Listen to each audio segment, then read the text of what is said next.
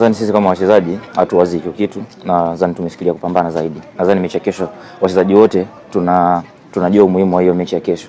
So energy tuliyotumia kwenye mechi ya kwanza na pili inabidi tuiongeze mara 2 ama mara 3 zaidi kupata matokeo kwenye mchezo wa kesho. Kwa hiyo si wachezaji wote tuko positive, benchi la ufundi liko positive na tuko tayari kujiandaa kwa ajili ya mechi ya Tunisia. Nadhani tayari morale tuko nayo. Benchi la ufundi wanajua kiasi gani kitu gani ambacho tunatakiwa kufanya kwa mechi ya kesho, na sisi kama wachezaji tunajua ni kitu gani ambacho tunatakiwa kufanya kwa mechi ya kesho.